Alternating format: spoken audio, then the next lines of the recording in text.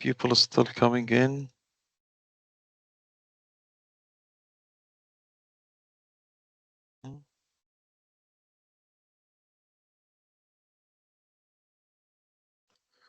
Do you see start recording button?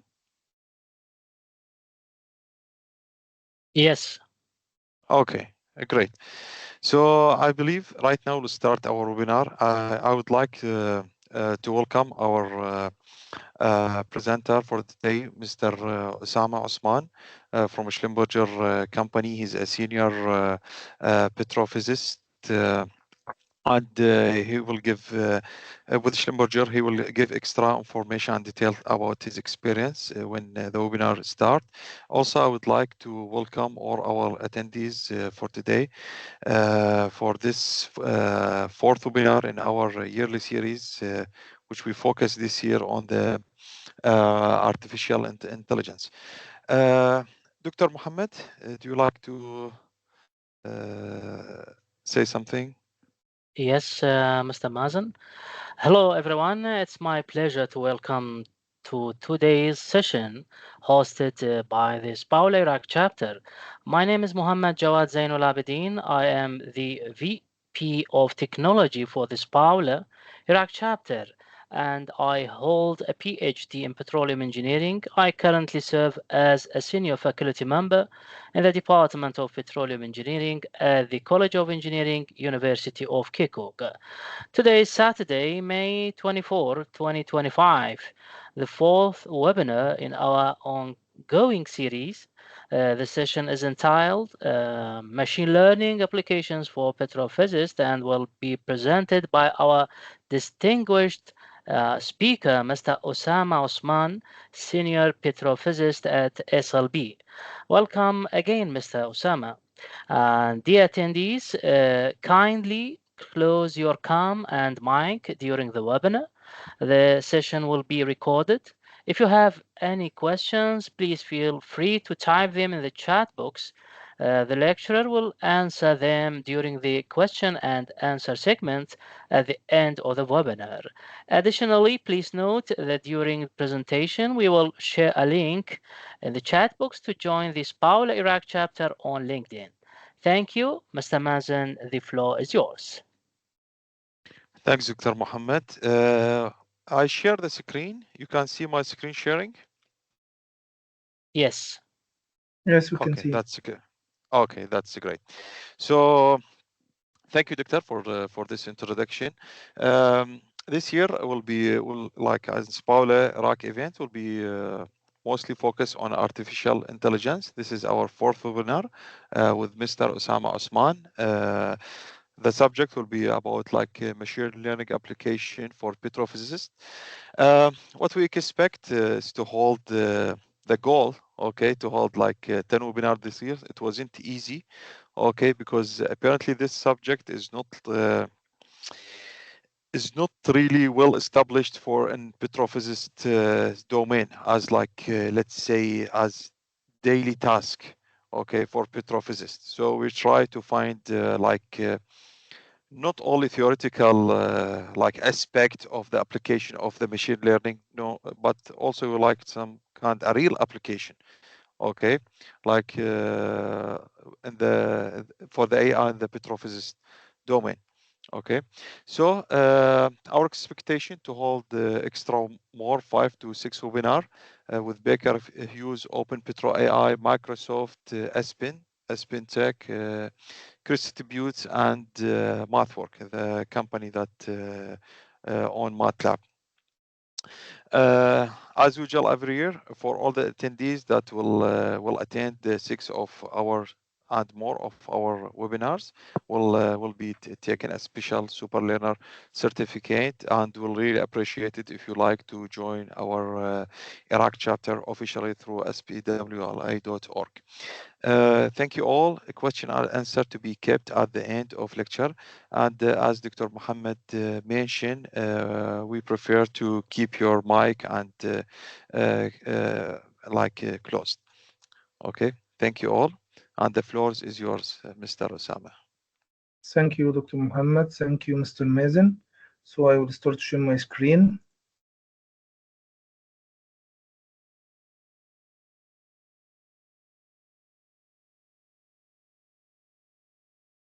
Before starting the today webinar, I would like to introduce myself first. I am Osama Osman, a senior petrophysicist with 16 years experience in petrophysical analysis for clastic and carbonate reservoirs. I have experience in borehole image processing and interpretation, NMR processing and interpretation, acoustic processing and interpretation. Also, I have big experience in reservoir petrophysics, including conventional and special core utilization for formation evaluation, core log integration, and saturation height modeling. Recently, the last 5 years from my side, I started to learn the machine learning, and I started to apply the different algorithms for petrophysical applications, including prediction of missing logs, classification of rock types, classification of lithophyses, and petrophyses. So we'll start with the first slide. What are the types of the machine learning? We have three common types of machine learning: supervised learning, unsupervised learning, and reinforcement learning. The most famous two types that we use in petrophysical predictions and evaluation are the supervised and unsupervised.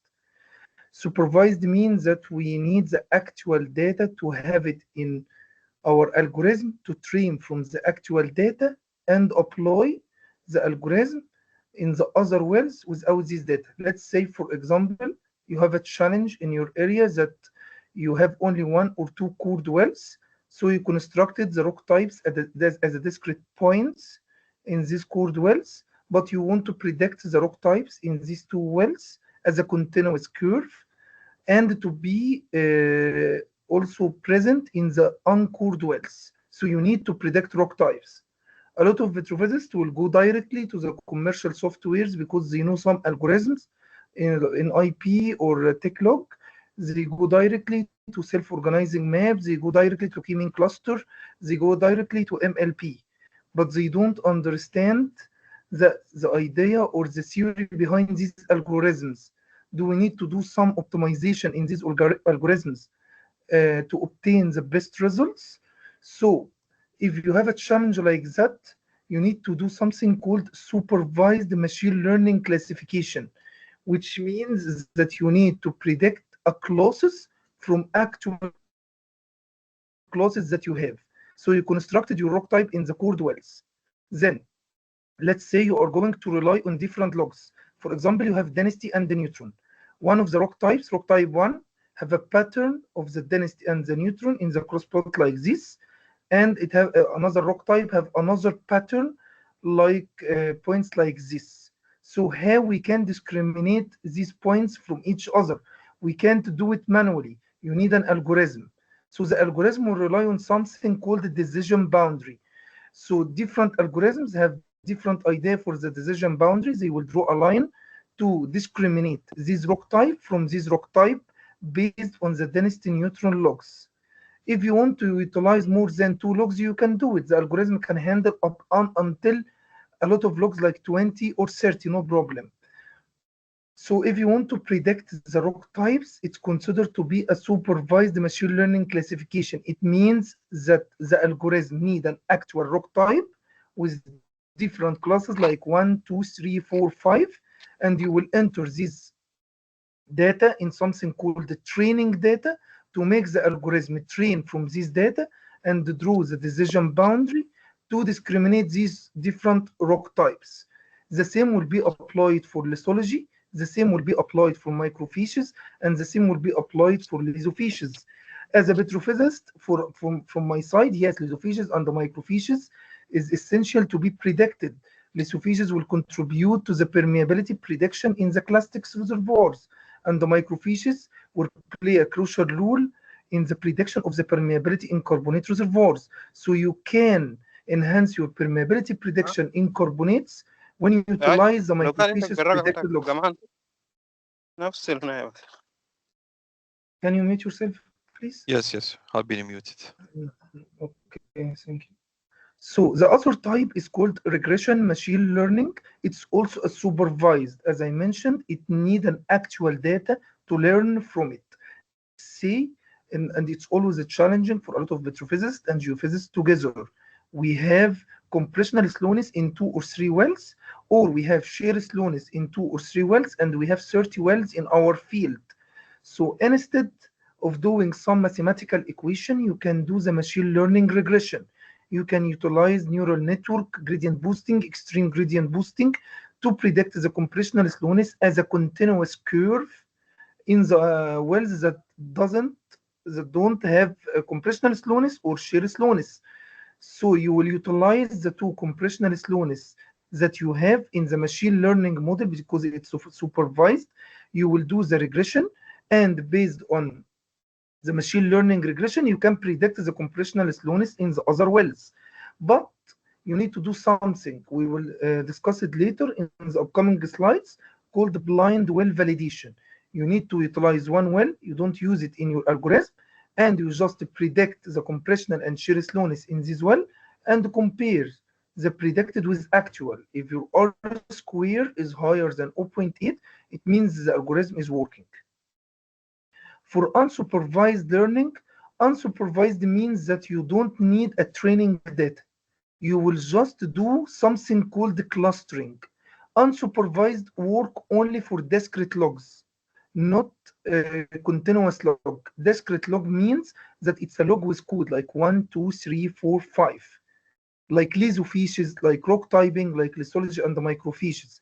But unsupervised can't work for prediction of continuous variables like slowness, like net sand, like cementation exponent, permeability, core porosity, even FZI. You can't utilize the unsupervised learning to predict a continuous log. You need only to utilize the unsupervised learning for the classification, for clustering. The most common application for that, if you, for example, drilling and exploration wells, 1 or 2 wells, and you didn't acquire a core data, and the geomodeler with you in the same field want the rock types to distribute the porosity and the permeability with respect to rock types. The only way to do the rock types without core data is to do clustering. The most famous methods, key nearest neighbor and key mean clusters. You will do these methods based on the wear log response, and you will obtain a different rock types, but from your experience as a petrophysics, from your domain knowledge, you can state that if these rock types make sense or not.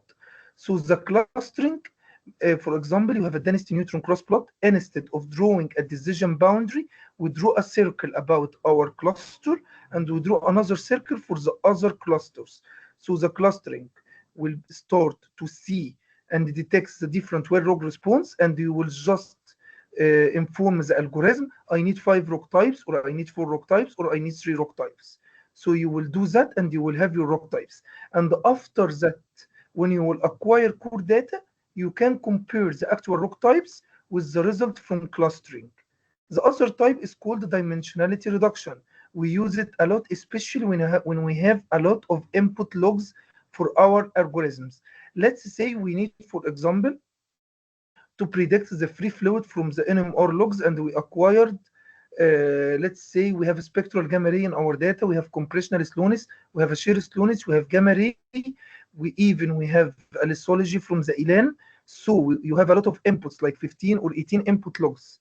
So you will do something called the principal component analysis to decrease the number of these input logs into 3 main logs, PC1, PC2, and PC3. And then you can use these logs in the machine learning itself for regression to predict the variables that you want to predict in case you have a lot of input logs.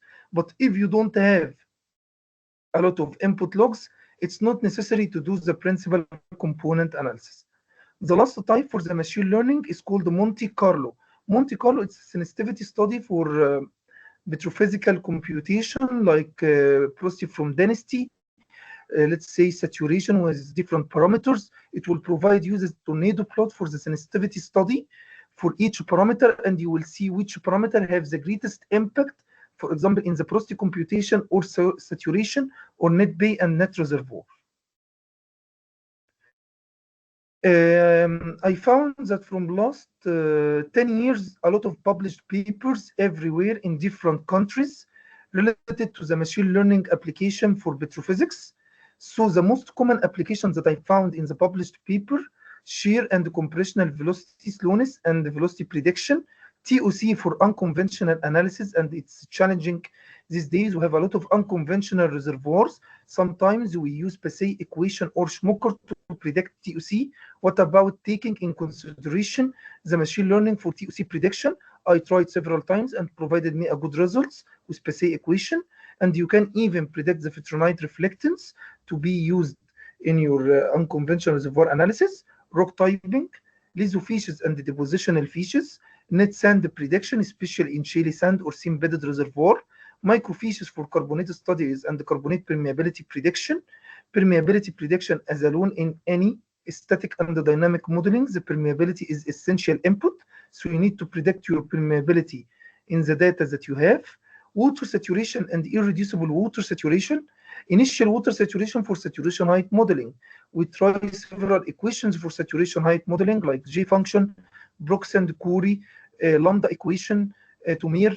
What about using the height above the free water level and the predicted permeability and the porosity in a machine learning regression to predict the initial water saturation instead of wasting our time to use other equations? We can directly use the height above free water level, the porosity and the permeability in any machine learning algorithm, because the saturation height model, the water saturation from there will rely on these three inputs. So if you can use these three inputs to predict the initial water saturation, you will take a faster time to do a saturation height model. So this paper is shown to use the predicted shear velocity and the actual. We can see an excellent match, and it was published 2019. The other paper that was from my paper, I did a test for a small data set with the linear regression, multiple linear regression, multi-layer perceptron neural network, and I found that the multi-layer perceptron neural network had excellent match with the actual permeability from my predicted permeability. So I utilized the neural network in my field, even for a small data set, to predict the permeability in the uncored wells. Also, this from my other paper in 2022 for rock typing prediction. I used a self-organizing map, and I found excellent match between the predicted rock types with the actual rock types. Also here, a net sand prediction for seam-bedded reservoir. It provided Gong 2019 an excellent match for the predicted net sand. And Forest in 2018 used the machine learning classification to predict the depositional features. So we can see that the machine learning for petrophysics have a lot of applications. It can support you with a lot of predictions. It will be a cost optimization, not to acquire shear velocity acoustics, in every well in your field. You just acquire it in 2-3 wells, and you can predict it. No need to acquire core in every field. You just need to acquire the core for the key wells that represent the different features, and then you can use this cored well to predict the rock types or the permeability. So the machine learning workflow can be summarized in this slide. The first part is called data gathering and integration. You need to gather your data. Do you have a triple combo? Sorry, Do you have Mr. an LWD? Osama. Hello. Yes, Mr. Just small thing. There is something below Teams sharing your screen. Can you hide it? So we'll have both Yes, I screen want to hide recorded. it. Yes. Yeah, You see my screen now? It's hidden, right? No. I can't see your screen. Yeah, right now this phrase was down. Oh, yes. okay. Thank you. Yes, thank you so much. Anytime. So the machine learning workflow will be summarized in this presentation. We will start first by data gathering and integration. What is the objective that you want? You need to predict permeability. You need to predict lithophysis. You need to predict rock types. So you will gather the triple combo either from wireline or LWD. Do you have a compressional slowness? Do you have a shear slowness? Do you have NMR porosity? Do you have a free fluid from NMR? Do you have for example, let's say VPVS curves? Do you have a lithophysis log from the image? Do you have a microphysis from thin sections? So you will gather all these data to start to evaluate and determine your objective. Then you are going to do data cleaning by using two fantastic libraries, NumPy and Pandas. They are responsible for data visualization, outlier detection, and data imputation. Then feature selection. Sometimes you use coding for feature selection. As I mentioned, if you have a lot of input logs, you can use principal component analysis or you can use feature selection. Then data pre-processing. And this data pre-processing, one of the most common mistakes that I saw in a lot of petrophysicists that they do when they predict permeability or rock types. They directly go to the commercial software and they use the input logs as it is. They use the gamma ray as it is. They use the density as it is. And this is wrong. And we are going to see that in the upcoming slides. It will cause something called overfitting. You need to do a normalization and the scaling for your logs. You must do the logs to be standardized and rescaled from 0 to 1.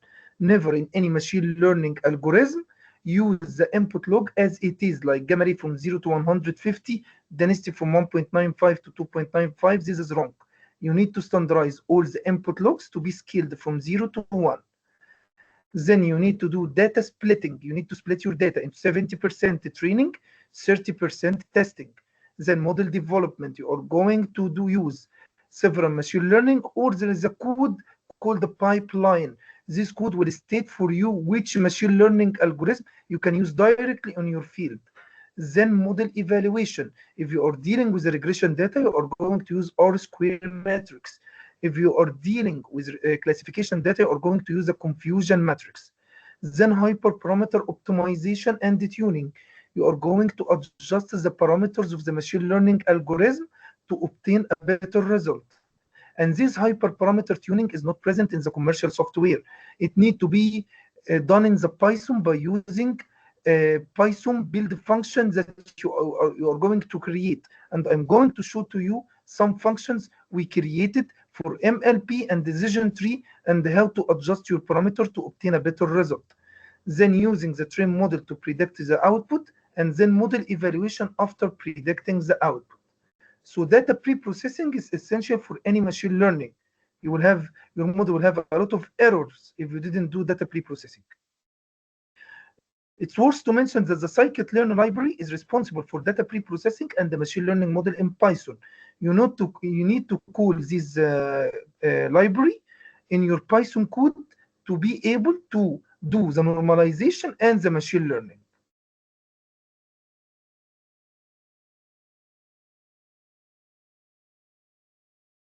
So for the data analysis and the machine learning process, you need to know your data first. Do you have a categorical data or numerical data? Categorical data is related to the core data. Sometimes you receive from the core the sedimentological report. You receive the lithophysics like cross-bedding sand, massive bedding sand, heterolytic sand. It's text. So if it's text, it can be used in the machine learning, but only in the tree algorithms, like decision tree, gradient boosting, or random forest. But it can't be used in the algorithm like support vector machine or neural network. So in that case, I have a Python function that's responsible to convert categorical data into numerical data. So you will use this Python function to convert this data. But if you have numerical data, you can use it directly in your machine learning. So it's not like you will do a machine learning in every field. You need first to define your problem definition. We need to predict the permeability from our core log integration to do a multi-well analysis. Then data extraction, which is data gathering, triple combo. We have sonic, we have NMR. Let's say we have any type of input logs that can be used. Then data preparation and cleaning. We need to remove the null values. Sometimes we have the null value which is negative 999. So in Python, you can convert this data by a function to convert 999 to NaN value, and then other value, we can remove the NaN value, and your data will be cleaned to be able to use in your machine learning model. Then data exploration and visualization. You can create histograms, cross-plot to see if you have a pattern with the data or not. Sometimes you use heat maps we are going to see together. Then predictive modeling, the machine learning model. Either it's random forest or neural network, for example. Then model validation. Are we going to use the train test method, which is 70% training, 30% testing, or we are going to use k-fold cross validation? It's type of testing the data. and then visualization of our results. By the way, this is actual data I did it from 4 years for PEF. We wanted PEF, the geologist wanted PEF for some lithological coloration. So it was a legacy data. So I wanted to predict the PEF in the old wells. I predicted the PEF from different logs, and we can see that the orange one is matching the blue one in a lot of wells. These wells, I used like 3 wells for blind well validation. Pandas function. Pandas function, it's very good library for data analysis for anything related to petrophysics. It's responsible for reading CSV. Also, it's responsible for reading LAS. So if you have your data as a LAS file, Pandas can read it. We have a function for that. Also, if it's CSV, it can read it. Also, we have function to convert LAS to CSV. And also, it can read the Excel data. So if you have your data in different formats like CSV, LAS, or Excel, you can use the Pandas function to be able to read the data. Also, it can reshape your data, handle missing data. You can fill it with some functions, but I don't recommend that. I just prefer to remove the NaN value. Or it can be used for describing the data. Describing the data is essential. Why? You can determine the average for each different curves, and you can determine the 25 percentile and the 75 percentile. And also you can determine the minimum and the maximum. Why we need the 25 percentile and 75 percentile? We need them for the box plot to identify the outliers. The outliers mostly is related to noise, but not all the outliers are related to noise. Sometimes the outliers are related to something which represent a geological feature. We have 2 examples. This actual data, we have a PEF, we have an outliers, but this well was an oil-based mud, and we had a barite, so this wash out with barite, so it's noises. We don't need this data in our prediction. We can remove the outliers here. Any data scientist is going to remove the outliers from here and remove the outliers from here. He will be correct in that, but he will not be correct on that. When we checked the box plot for gamma ray, we found we have outliers for high gamma above 150. In that example, we found that the gamma ray reached 200 and 220, but it's a true geological information. It's a radioactivity in your sandstones. So if you need to predict a lithophysics, if you need to predict a rock types, these rock types will be affected by the feldspars that present in your sandstone. So you can't remove these outliers because it's going to provide you a critical and vital information. So no way you can remove it. You need to check each outliers and see the log pattern response. Is it bad hole? Is it the end of the recording? But if it's related to something geologically present in your rock, never remove it. Never remove an outlier if it's representing something that will be important in the prediction. For data pre-processing, we have 3 types: minimum, maximum normalization, standard scalar, and riposte scalar. The most famous one that even you can use in your commercial software is the minimum maximum normalization. The value minus the minimum over maximum minus the minimum. It's like the gamma ray equation, the volume of shape from gamma ray. But this one is sensitive to any outliers. And if you didn't remove the outliers, as I mentioned in the previous slide, this normalized curve will be sensitive to the gamma ray. So the best method that I use is called riposte scalar, because it's scaling based on quantile range, the 25 and 75 percentile. So if you have outliers and you didn't remove them, I highly recommend to use the riposte scalar.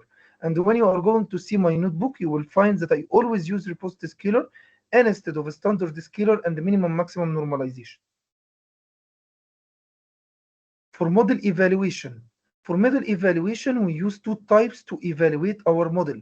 Something called bias and something called variance. Bias is related to the ability of the machine learning model to capture the true relationship from the training data. I need to predict, for example, a permeability from actual permeability. If I have a high bias, it means that the model is not able to capture a true relationship between the input logs and the permeability data. In that case, you will have a high bias. So this high bias will be a high error in the training data. But sometimes we do something like that. When we predict our data, let's say we need to predict the permeability from porosity as a linear regression. It's the simplest example. And then we start to capture each point. Like the model will capture this point, and the model will capture this point, and the model will capture this point, and the model will capture this point. So it will capture every point instead of drawing a trend line like this. When they do that, this will be overfitting. Overfitting means that the model will have a high R square in the training data. When the R square for the training data will be 100%, this is not good news. This is bad news. A lot of petrophysicists always suffer from this problem. When they see the R square for the training data, R square equal 1, they say my model is perfect. I can use it in my field. This is wrong, because it's called overfitting. Like every point is identified exactly as it is from the machine learning, and this is wrong. Why? When we apply this model in other points, but the point instead of here, it became here, and this point instead of here, it became here, and the point instead of here, it became here. Sorry, and the point, this one, instead of becoming here, it became here. So when you will draw the line, it will be like that. So it's not capture the actual data.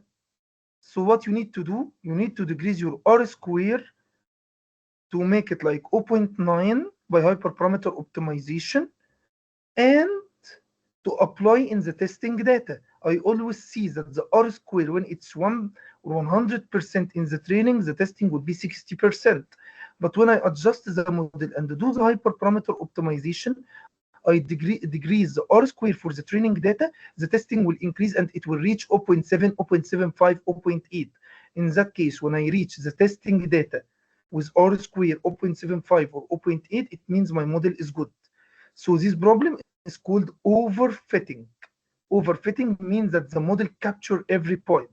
There is other problem called underfitting. The model will not able to capture any point. We just want it to be just right. How we can determine that? By using the error curve for the training data and testing data. Let's say the blue one is the training data. So we will see something like that. It's called the error curve from several iterations in the machine learning. And once you reach this point in the training and the same time testing, this one is the minimum error, because the error for testing will start to increase again. So it will cause overfitting problem. We want the just right, even if the R square for the training data 0.75 and the testing 0.75, it will be accepted from my side. So high variance represents the overfitting problem. High bias represents the underfitting problem. So high bias means that the model was not able to capture the actual relationship. But high variance means that the model was overfitting. It captured every point. We wanted just right. We wanted like this, low bias, low variance.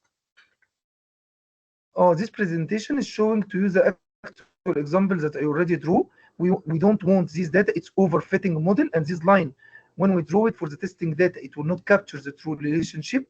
We want a trend line that capture every point, and at the same time, it will provide for me the same R square. When you see the R square for the training here, it will be 0.75. Here for the testing, it will be the same, nearly the same. But here it will be different. The testing will be 0.5 and the training will be 1. So it means your problem is overfitting. So you never use something like that. The machine learning need low bias, low variance. For model evaluation, data splitting, one of best way to validate your model is to split the data, as I mentioned, in 70% training and 30% for testing. We use several equations, either mean square error or mean absolute error. Then we are going to compute the R square, the coefficient of determination, which is based on 1 minus the sum of squared residual over the total sum of squares. So when you have a high R square, it will be 0.8 or 0.5. This data from actual data I used to predict the compressional slowness in a carbonate field area. This cross plot in a blind well, which means I didn't use this well in the prediction of compressional slowness. And you can see we have a good R square 0.84 between the predicted gradient boosting compressional slowness with the actual compressional slowness in your well. So I used the machine learning gradient boosting in this area to predict the compressional slowness in every well. So when we had it, we can use this sonic data for computing the difference between the primary and the second, the difference between the neutron density minus the slowness to obtain the secondary porosity. And I provided this slowness for the geophysicist for the synthetic seismogram. So instead of acquiring acoustics in every field, in every well, you acquire in 5 or 6 wells. Confusion matrix. Confusion matrix, you will never find it in any commercial software. When you are going to use the self-organizing map or multi-layer perceptron for classification or k-mean cluster, you don't have something in the software that will be able to classify or identify if the predicted lithophyses or rock types are predicted in a correct way or not, because confusion matrix is not present in any of commercial softwares. You are going by your eyes to evaluate the model at each point, and you will waste a lot of time. Instead of doing that, you use the confusion matrix. The idea of the confusion matrix is very simple. Let's say we have two classes, class A and the class B. So class A, if it's predicted correctly, this is the predicted columns, and this is that's the actual rows. So when you predict A and you have actual A, it will be called true positive. But when the actual is A, but you predict as B, it will be called false negative. When the actual is B and you predict A, it will be called false positive. And when the actual is B and you predict B, is called the true negative.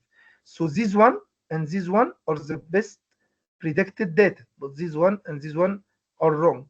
Let's assume it for a true sand and shale. If you are dealing with the same bed reservoir and you want to predict the sand and shale in your reservoirs. So what you are going to do, you have a sand and you predicted sand, so it will be true positive.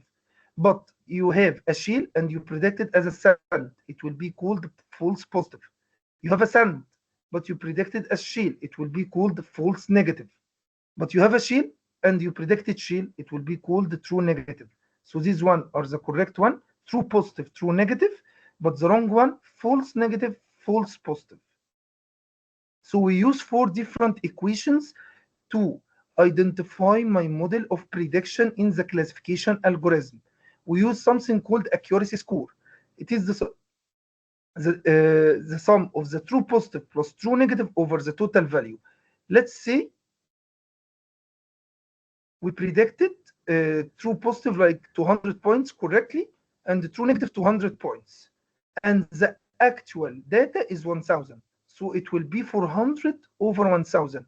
The accuracy score in that case will be 0.4.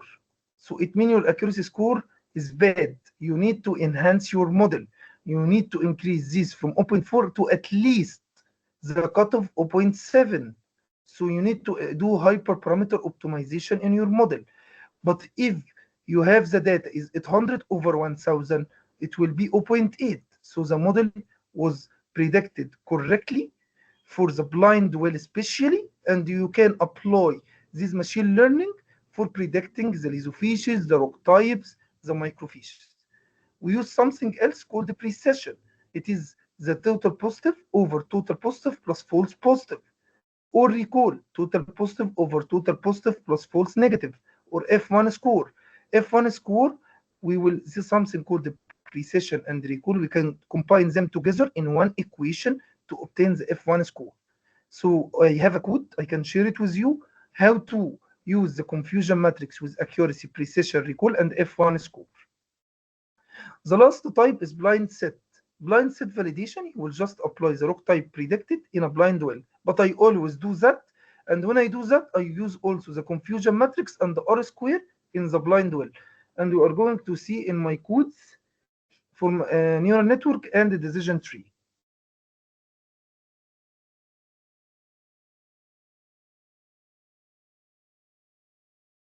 The machine learning models, we are going to start with the decision tree.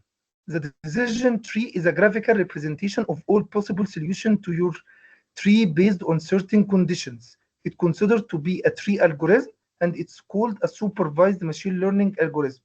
It can be used for classification and regression. I use it several times in classification and I use it several times in regression. A decision tree splits the data into subtrees. It starts with root node, then decision node, and then terminal node. So the root node is the top of the tree. It's called top of tree. Decision node is the internal nodes, and the terminal node is the end of your tree. Let's say we want to predict the net pay and the non-pay. We can use the decision tree. We will use something called the Gini index. Gini index is used by this equation, 1 minus the probability square. And when you are going to use this equation, the one with the lowest impurity or the lowest value of Gini index will be the top of the tree, like volume of shale. And in this example, the one with the highest impurity, the highest value of Gini index, will be used at the end of the tree. So let's say we have a volume of shale lower than 40%, we have a net sand. No, not sand. And this one will be a terminal node. Then we will do again the Gini index to determine which one of these can be used here. We found the porosity. So net sand, we discriminate by using porosity higher than 10%, net reservoir or not reservoir. Then we will use the water saturation in the end and the terminal node, and we will have a net pay in the end. So to predict the net pay, the tree should be stored with the volume of shale, then porosity, and then water saturation inputs. This from actual data I did for permeability prediction from decision tree in some of my wells in the past. First, my model started with data collection and importing, data preparation and depth shifting. Of course, you are taking a core permeability. The core data need to be depth shifted to the first run of the wire line.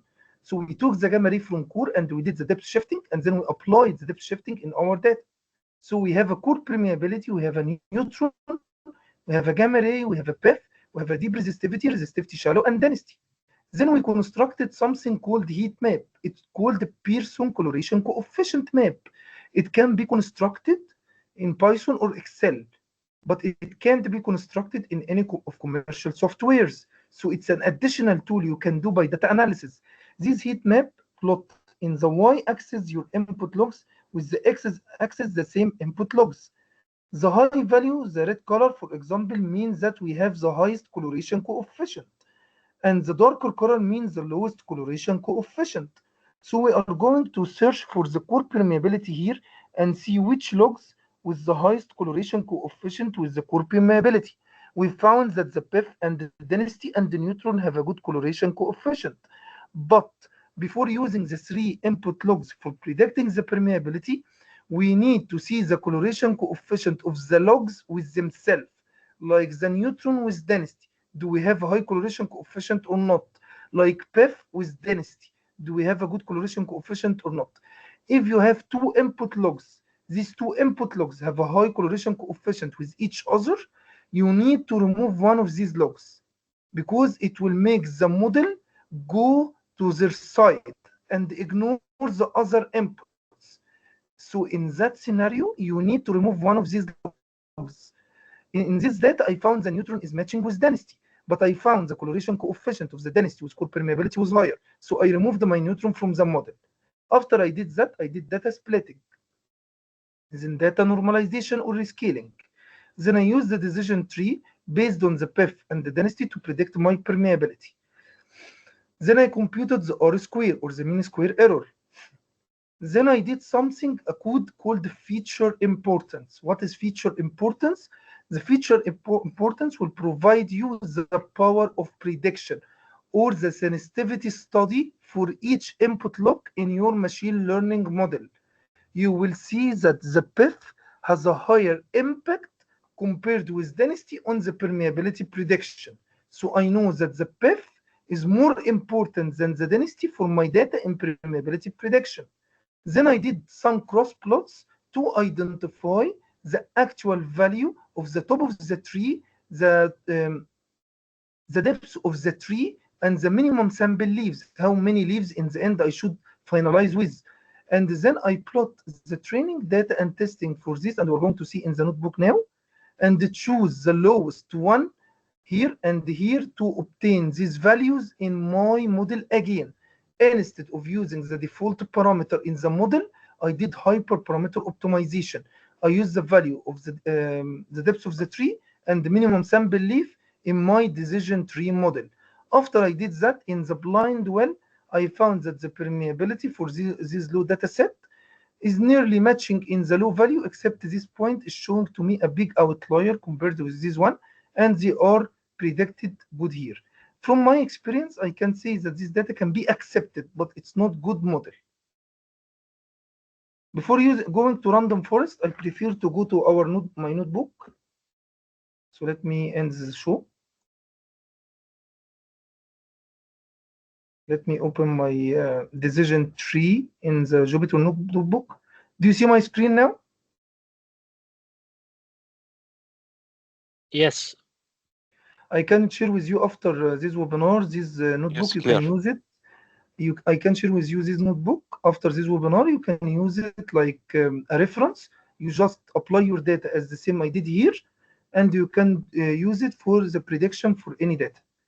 So you need to import several libraries. You need to import Pandas. You need to import NumPy. You need some visualization libraries, Matplotlib, Seaborn. You need to import the reprocessing library from scikit-learn. You need to import the model evaluation algorithm, mean absolute error, R square if you are dealing with classification, if you are if you are dealing with regression. But if you are dealing with classification, you need to import the confusion matrix. And there is some good visualization for the tree. You need to import from scikit-learn the tree itself, graphics, to see the tree in a good resolution. The data was CSV data, so you need to use this equation to read this data, and you need to print it to be sure that this data was imported correctly in your pandas. Then you are going to print your data to understand your data. We have data length, which means 73 points. How many input logs? This is the number of features, 10 logs. Sorry, excuse me 1 second.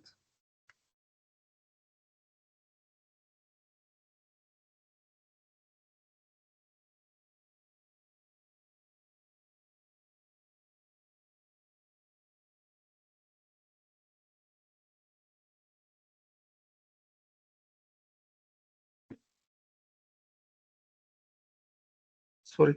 So you will import the data and check its data length. The data length is 73 points. The number of features are 10 logs, which your input logs. Then you are going to use the describing data. You are going to see the head of the data, the names. You have depth, core permeability, gamma ray, lithology, neutron, PEF, resistivity deep, resistivity medium, resistivity shallow, and density. And then you are going to use the describing equation. We don't have any null values here. The data was exported from the commercial software in a good way. And then we are going to see the mean, the average, the mean, the average, the minimum, the maximum, the 25 percentile and 75 percentile. Then we are going to construct data coloration by using seaborn heat map. This function is called data.coloration to obtain the Pearson coloration coefficient to have my heat map. So when we see our heat map together here, this is the core permeability. We need to define the highest R square with the input log. This one have negative R square. Negative coloration coefficient mean that when the core permeability increase, this input log will decrease. Or when this input log will increase, the core permeability will decrease. So when you have a negative coloration coefficient like negative 0.8 or negative 0.9, it means that your data are good, not bad. So we can use this input log, and we can use this input log, and we can use this input log. Let's see which is input log. It's gamma ray, and we can use this input log, the PEF, and let's see this log, the density. But before going to the model, we need to check this one and this one and this one together. So we will check the gamma ray itself with the density and PEF. So let's go in the end with the density that it have 0.5, and with the PEF it have 0.35. We can use the gamma ray, but let's go to the density and the PEF. So let's go to the PEF. The PEF have a higher coloration coefficient, 0.71 with density. So we need to remove one of these input logs. So we will go back here and check which of these input logs have a higher coloration coefficient with the permeability. we will use the density, not the PEF, because these one have lower coloration coefficient. So we are going to drop the unnecessary log, and we will use only the core permeability and the gamma ray and the density. We are going to assign the X and Y to do the standardization and normalization. Then we are going to split the data into training data and testing data. Then we are going to apply the decision tree model as it is with its default parameter. And then we are going to create a histogram to subtract the predicted permeability with the actual permeability in the testing data. We can see that the histogram is showing to us the cluster is around from 0 to -50, which means the difference is not that big. So we can see that the R square is 0.6 for the testing data, which means the model can be used because it's testing. But I never rely on the testing alone. We are going to see in the end of the code the blind well validation, because the R square for testing data that was not used in the machine learning is accepted, 0.86. The mean square error is 1996. It's little high. Then we did some codes to see the maximum depth of the tree. We found that the maximum depth of the tree is 11 layers. We used 11 layers until we reached the terminal nodes. Then we use the graphics code to show the shape of the tree, and we can even export it as a PDF or picture. This is the shape of the tree. The density is the top of the tree, and the gamma ray will be the end of the tree. Then we extracted our tree as a picture, also as a text file to see each node. Then we constructed the feature importance. We can see from our code, and we use sorting to sort from the highest log to the lowest log. We found that the density impact my model severely compared with the gamma ray. Then we created some Python function. There are two types of Python function. Something called built-in function. You can use a function that's present in your Python, or user-defined function. User-defined function is the function that you can create in Python. Sometimes I create a user function to discriminate the limestone from the dolomite by integrating PEF and density values. You can use user-defined function to identify the net sand from net reservoir by using the water saturation cutoff. So user-defined function is related to a function that you are going to create inside the Python to discriminate several logs from each other. So I use Mr. this user. Mr. Osama, can you share the link for this notebook in the chat box, please? Yes, I will share it at the end of the session. I will share it with you as HTML file or PDF. Unfortunately, my GitHub account was closed because I joined Schlumberger from 3 years and I was so busy. So I ignored my GitHub account, and when I use my Jupyter notebook, I use it in my personal laptop. So I will share it with you as HTML file. Okay? Yeah, no problem. Because I was thinking to add the link below the video recording in the YouTube. And no worries, you can share in the convenient way that you like. I can share. No problem. Okay. Appreciate it. Thank you. For loop for different values of maximum depth, you can use the for loop function in Python to identify the maximum depth of the tree. So we use the for loop for our data. For loop means that they are going to do a lot of iterations, and it's going to show to you the several iterations ranging from 1, the maximum depth of the tree as 1 until 30. So we are going to do and compute the error when we have the depth of the maximum depth of the tree as 1. We are going to compute the error when we have the maximum depth of the tree as 2. We are going to compute the error when we have the maximum depth of the tree as 3. We are going to compute the error when we have a maximum depth of the tree as 10. And we are going to plot the error as a continuous curve for each iteration for maximum depth and see what will happen. Let's see, the training data is the blue one. The orange one is the testing data. We see that the error decreased here and then it increased a little again, and then it became constant. So from my side, I can choose this point.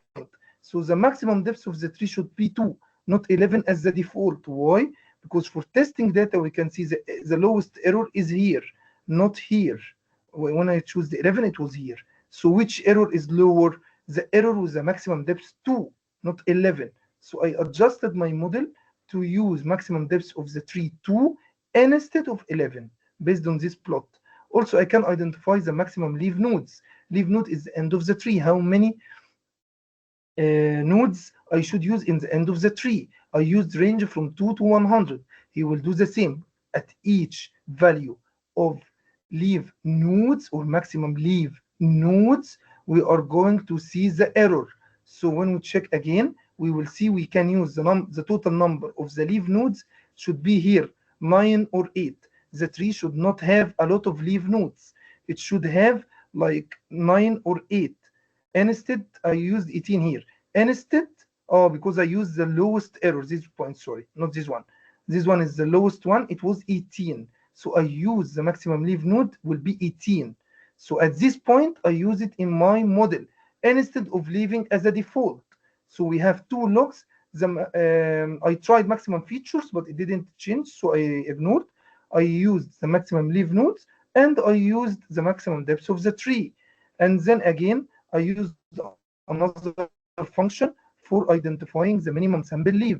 The same idea. I use the for loop in the Python coding ranging from 1 minimum sample leaf until 18. And I found that the error in the lowest minimum sample leaf is lower compared with the error in the end. So I used the low minimum sample leaf. So I used 5, and I used the maximum depth of tree 3, and the maximum leaf node I should adjust it here.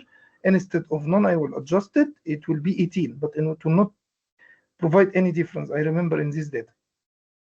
Then I write my code to predict the Y for testing and Y for total data. I computed the R square.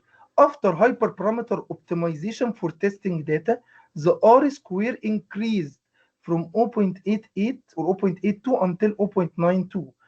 And the mean square error have been decreased. You will not have the ability to do all I did in the previous cross-plotting in any of commercial softwares. You will not be able to do the hyperparameter optimization for the neural network. You will not be able to do the hyperparameter optimization for decision tree in the commercial softwares. But using Python will provide you an additional information and additional adjusting for your model. And also using Python will provide you confusion matrix, will provide you more algorithms like extreme gradient boosting, random forest, support vector machine. But you will not see these algorithms in the commercial softwares. That's why when I work with any prediction or classification of any logs, I don't go to the commercial softwares. I go directly to Python. We can see the R square have been increased here. But when I applied the decision, when I applied the decision tree in a blind well, a well I didn't use in my machine learning model either as a training or testing. Let's go and see the result in the end. When we see the result, the R square is 0.48. So if you rely on the testing data alone, also it will not be enough. Also, it will not be enough. I want to emphasize on that. You need to do both testing data, 30% of your input data will be testing. And also you need to use a blind well, which means a well that has the actual data, but you never used in your model. And what will happen? We can see that for the high permeability, we try to have a match here, but we didn't. Here, we didn't have any match for moderate permeability. We had a match only on low permeability. From the domain knowledge as a petrophysicist, not data scientist, you can see, so the training data could have a lot of low permeability value. That's why my predicted value versus the actual data was good in the low value, but it didn't provide me a good result in the high value. So the decision tree failed in this data because it didn't capture the true value of the high permeability data. We are going to see the same notebook for the neural network, and we will see the difference between the two models. Now we are going to go to the random forest model. My voice is clear? Mr. Mazen, my voice is clear? Hello? Yes, Mr. Osama. Yes, thank you. Your voice is clear. Okay. Thank you. So random forest, it's used also for classification and regression. Random forest from my side is one of the best machine learning model you can use after the neural network. I can discriminate my models from the top ranking. If you are dealing with a low number of data set, you are going to use a shallow machine learning, not the deep learning. This is utilized only when you have a large data sets. If you want, for example, to predict compressional and share in several fields in a Bayesian scale. Why? Because deep learning can't handle 1,000 or 2,000 points. It needs 30,000 points. But if you are working in a small scale, small fields, you need to do the shallow machine learning. So I can rank from my experience that the best model is the neural network, the shallow neural network, the multi-layer perceptron, then random forest, then extreme gradient boosting, then decision tree, then support vector machine.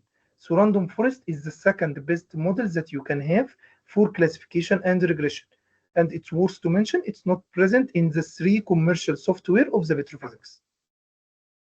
The idea of the random forest is constructed by multiple decision tree, which will make it less sensitive to the training data. So it's less sensitive compared with the decision tree. Why? We create several trees for classification and for regression. We have a tree here, we have a tree here, we have a tree here, we have a tree here, we have a tree, we have a tree, we have a tree, we have a tree. Let's say we will have 100 trees. For classification, let's say that this tree will provide me, if we're dealing with rock types, this tree will provide me rock type 1. This tree will provide me rock type 2. This tree will provide me rock type 1 again. And this one rock type 3, rock type 3, rock type 3, and this one rock type 1, and this one rock type 2. So the majority vote will be rock type 3, then rock type 1. So at each depth, the random forest will choose the majority vote for rock types. The highest rock type that was detected by different trees will be used at these depths.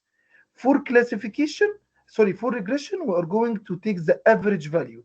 For all these trees, for example, the permeability here is 100 millidarcy.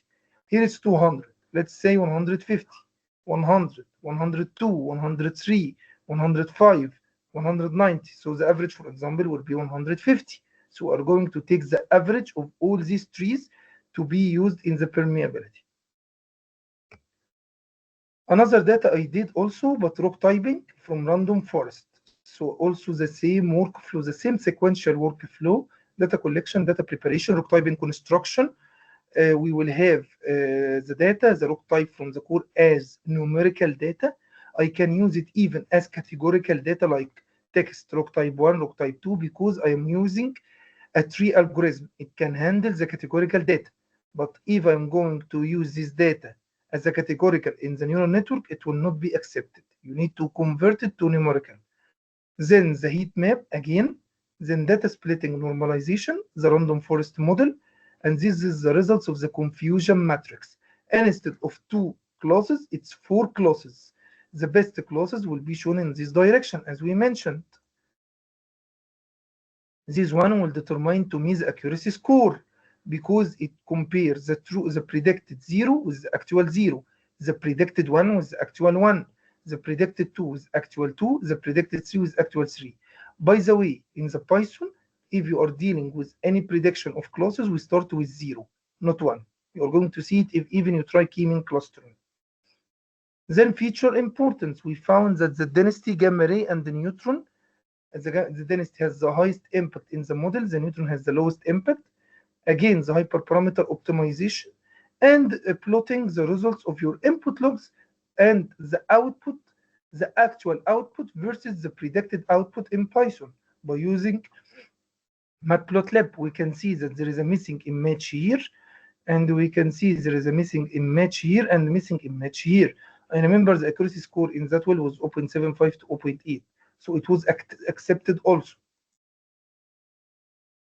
The last type of the machine learning or the neural network, and this one is the most famous one because it's present in all the commercial softwares, and a lot of petrophysicists is using this neural network, either in TechLog, IP, or Geolog.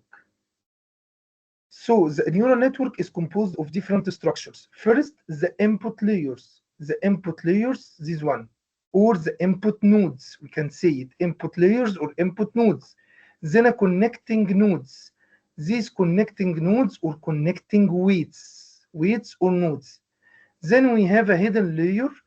For the shallow machine learning, the hidden layer should be 1 or 2.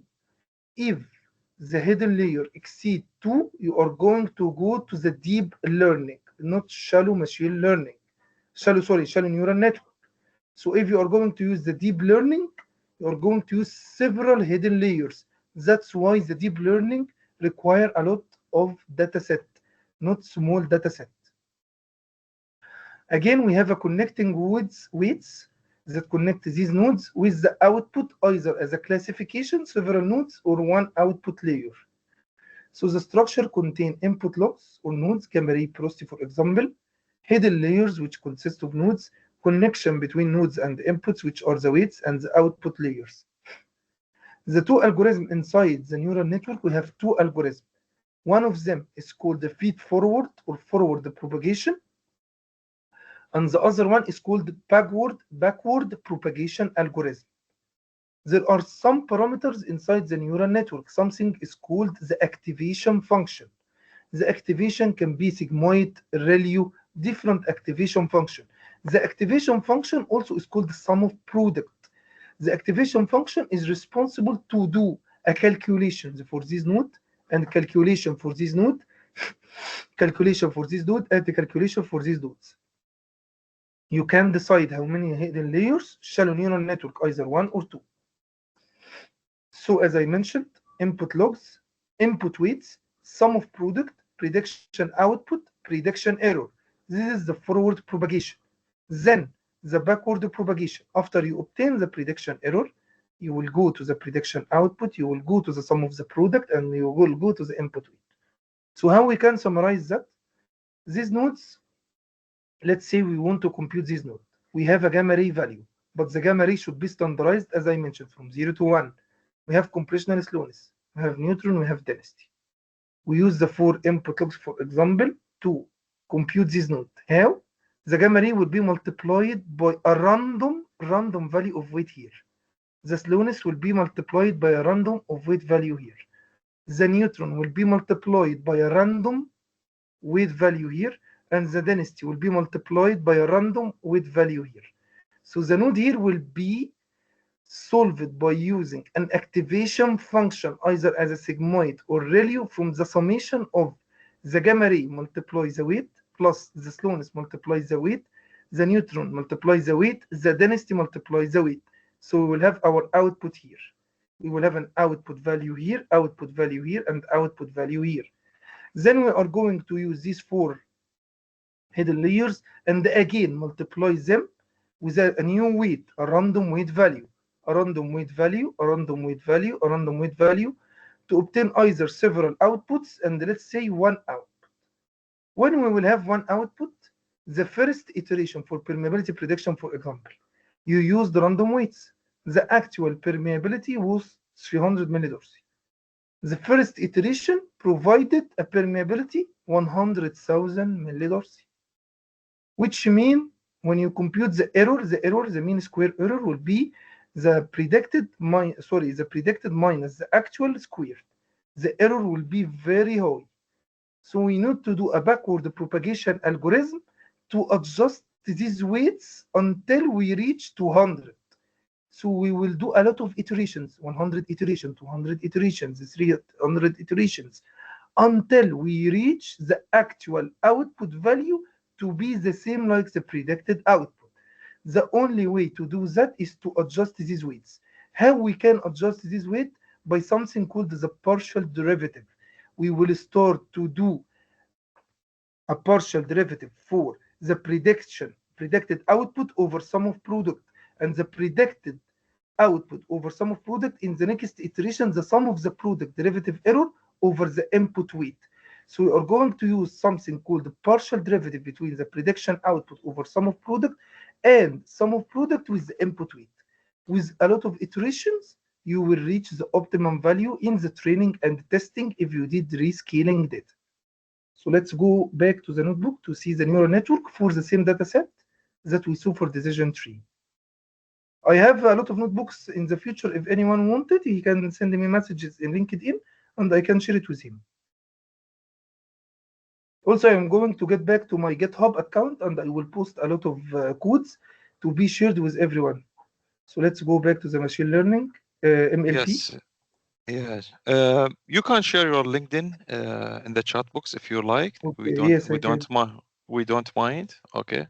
If you are open, okay, to if somebody would like to connect with you or officially through LinkedIn. Yes, no problem. I don't mind at all. Okay. Or they can just go to our LinkedIn page in SPWLA and we Yes, have been yes. tagged I have you the there code. already. Yes. Okay, thank you. So we are going to import the data as we mentioned again, but here I need you to focus on something. There is something called the grid search. Grid search also is not present in the commercial software. The idea of the grid search is the algorithm itself do a lot of iterations, hundreds and thousands of iterations until the model itself will reach the optimum parameters. And you don't have that in the commercial softwares. The model itself will find to you, instead of wasting your time with a lot of codes that as I did in the previous code, you can rely on the grid search. But I always do everything by myself to see which will be the best result from my data. Again, reading the same data, again, printing the same data exactly, describing the same data, doing the heat correlation map for the same data, and also dropping the logs. I have core permeability, gamma, and density, assigning X and Y, did normalization, repost scalar as I mentioned, splitting the data again, multi-layer perceptron regressor model with the default parameter. I need to emphasize on something. There is something called the solver, which is solver for your equations. If you are dealing with low number of permeability values or core rock types, let's say you have 100 points only, or 150, or 200, or 50, or 40, you will use a solver called LPFGS.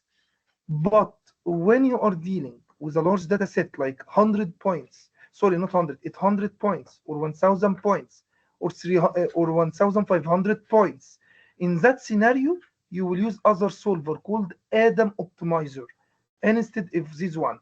So you need to put that on your mind. When you have a small data set, use LPFGS. When you have a large data set, use Adam Optimizer. Learning rate, the learning rate which we used for the weight values, either MV scaling or adaptive. I knew MV scaling from different models and the grid search. Early stopping, what it means early stopping? The model will be stopped at the lowest error value. And the maximum iteration, from my experience, I tried 50 because it's low data set points. Then I predicted the X and Y in my training data. Then I created some codes for mean square error and testing the loss function for the neural network. The last activation function was identity. We found that the testing score was 0.87, so that's accepted for tested. But we need to go again to the blind well data. Again, I plot the same plot that I did before, and I found the cluster is around 0, better than the decision tree. We found it was from 0 to -50. Model evaluation with R square and mean square error, the different R, absolute error or squared error. Here I tried some parameters with myself. I tried solver with Adam instead of LPFGS. I tried activation function ReLU instead of sigmoid, I think. So I just do it for comparison. That one was bad compared to the other one. And the last one was the machine learning MLP, multi-layer perceptron grid search model. I entered this function is called the parameter grid. I just told the model hidden layer maximum from 2 to 3 because it's shallow. Activation either ReLU or 10H or identity. Solver Adam or LPFGS or SGD. Learning rate either MV scaling or adaptive or constant learning rate. Learning rate initialization, you will start with this value. Power T 0.5. Early stopping to be true. I prefer always early stopping. So I told the grid search, please don't use false. Maximum iteration, the maximum iteration will be 300 because it's low data set. But if you have large data set, you can adjust the grid search model until 1000. Then you will find that the result of the grid search, I printed the results of the grid search, where it is, 1 second. Yes, it was here. Let's go down. Yes, the hyperparameter, the best parameter, the activation was ReLU, alpha 0.001, learning rate 0.01, solver, as I mentioned, LFBGS, power T was 0.5, maximum iteration because I choose it as a 50. So these parameters are called the tuned parameter or best parameter from the grid search. When I entered several parameters, these parameters were the best that provided the best result for permeability prediction. And when I did the R square, it was 0.88, so it was good from the grid search.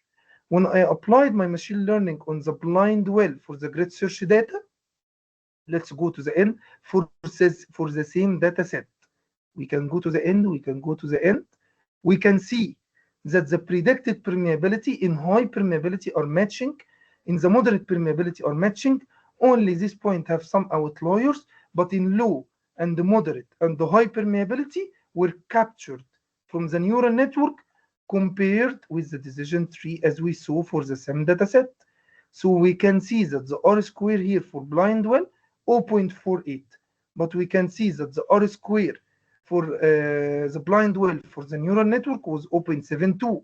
So the neural network here, I use it in my field instead of decision tree, even though I had the decision tree for testing data was good and the neural network for the testing data was good, but I relied on the blind well validation, not testing data.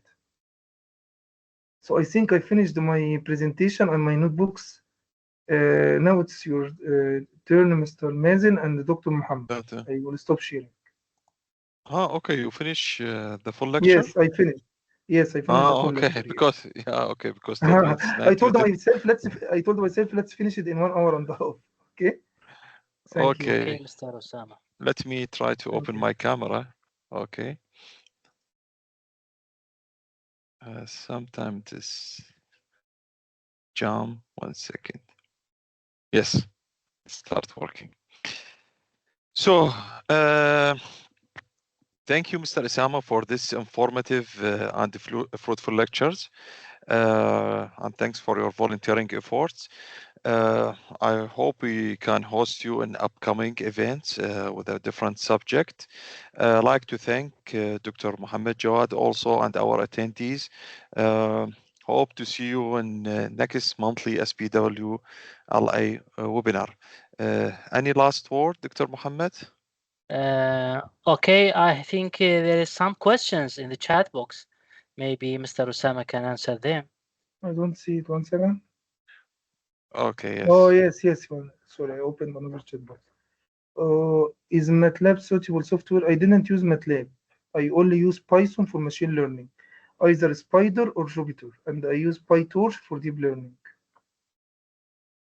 Okay, good day, Mr. Osama. Thank you for valuable sharing. In case we have core data for a well in a particular interval, in the offset well we have only NMR logs, and in other offset well we have density porosity only. Rest we have a complete triple combo data. Whether it's possible to create a good model, whether it's a good PBF. Yes, you can do something. You can predict the density from your porosity.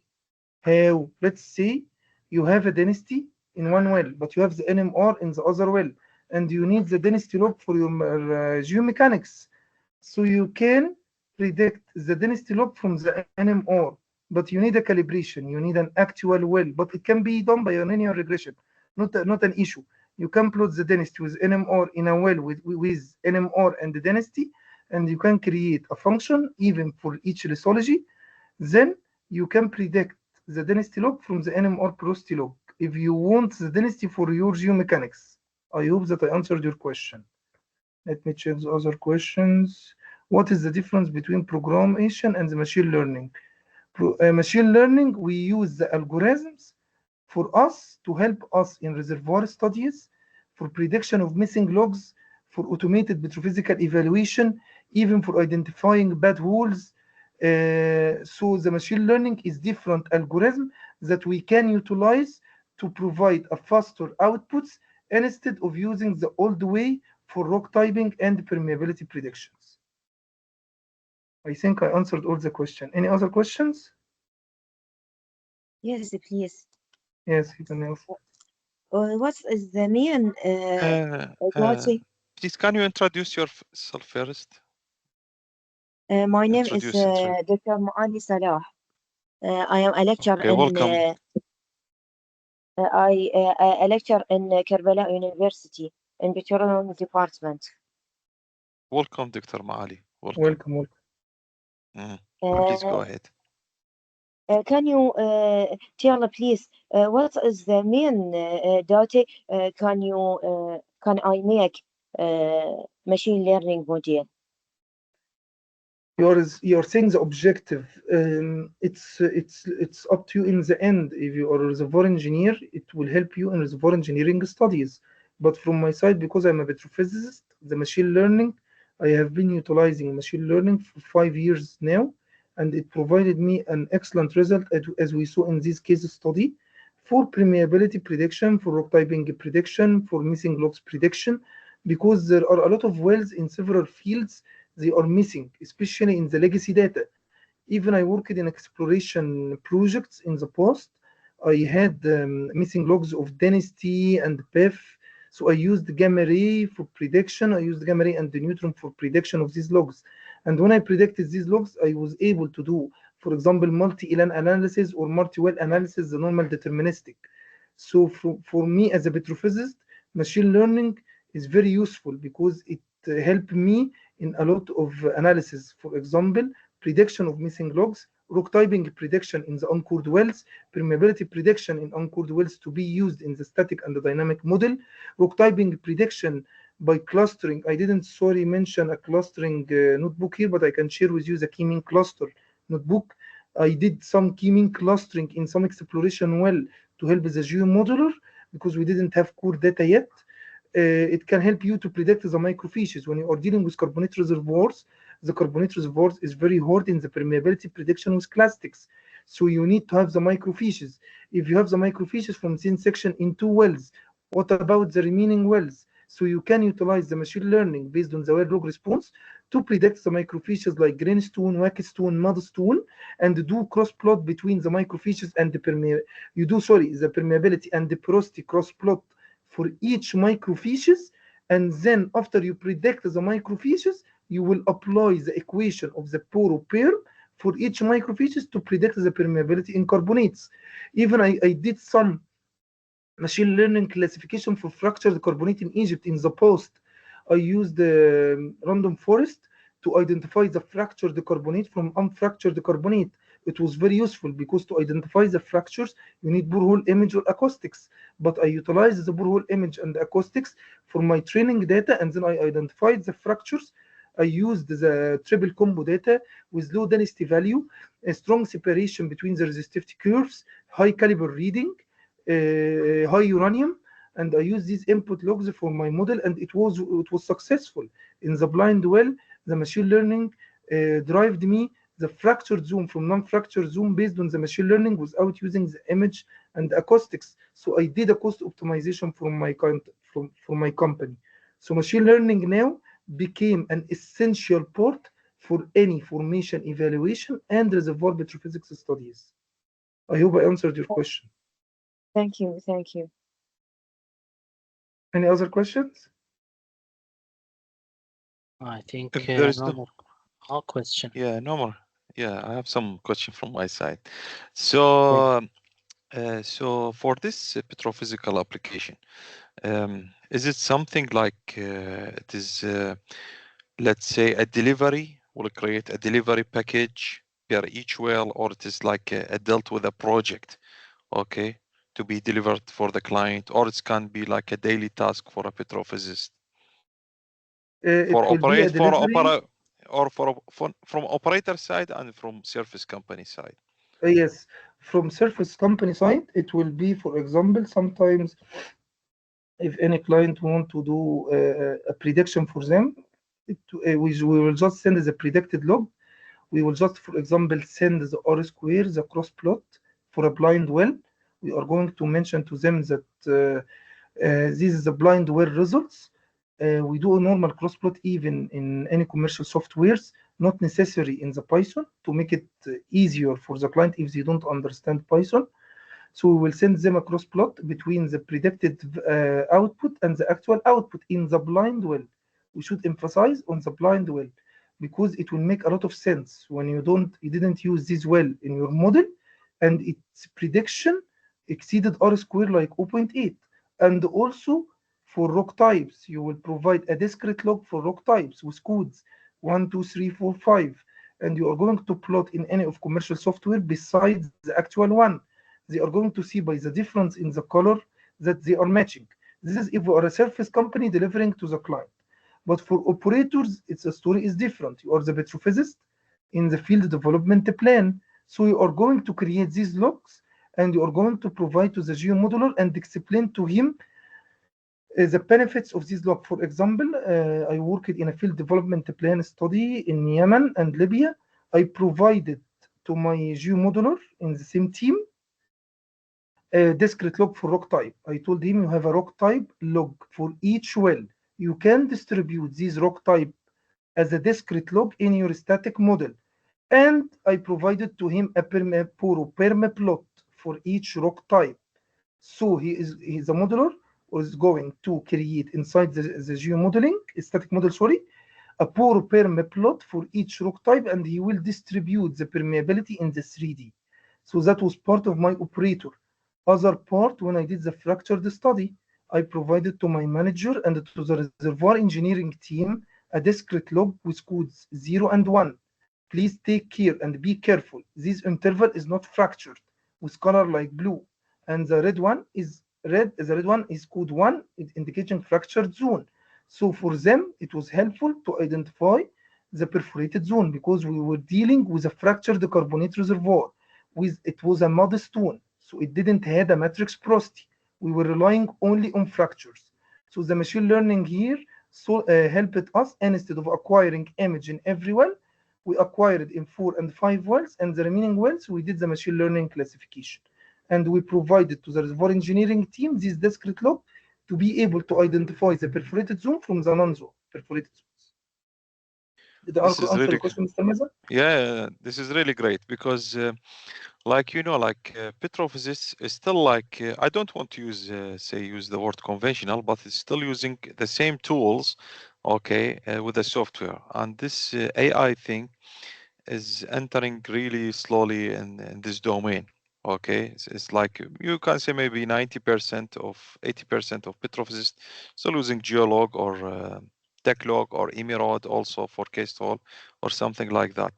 But adding extra deliveries like the one that you just mentioned, okay, is really good. I believe it will have a great value added, okay, and will be adapted slowly. Okay. Any last word, Mr. Mohammed, before we conclude the meeting? Yes, Mr. Mazen, I would like Sorry. to thank Sorry. Mr. You have any sorry. question? Other questions? No, sorry. I was saying Mr. Osman, Osama. No, last word, but I hope that everything is understandable for everyone. And as you mentioned, Mr. Mazen, yes, a lot of petrophysicists using the commercial software because it's easier to handle. But believe me, we saw an actual data. We saw that the permeability predicted from the neural network after we did the optimization was better. By the way, I did the prediction in the neural network in one of the commercial software, but the result was better in Python because I did hyperparameter optimization. Okay, so it's very important to understand this part, that you should give a try to Python and try to these use algorithms. It will provide you an excellent result compared with the commercial softwares. Okay, that will be great. Thank you, Mr. Osama. That was for your most welcome for your volunteering time. That was really fruitful and informative lectures. If anyone have any question, he can write to us or write to Mr. Osama on LinkedIn. He's open to connect with other people. So I'd like to thank Dr. Mohammed Jawad for his efforts and for all our attendees. Any last word, Dr. Mohammed? Yes, Mr. Mazen. Mr. Osama, we at the SPWLA Iraq chapter sincerely appreciate your insightful and informative presentation today. Your contributions greatly enrich today's session. Dear attendees, thank you for joining us today. I wish all you the best and look forward to welcoming you to our future events. Goodbye. Thank you, everyone. Bye bye. Goodbye. Thank you all. Goodbye, everyone. Goodbye. Thank you. Thank you. Yeah. Thank Thanks you. all. Goodbye. Goodbye. Bye bye. Stop the recording.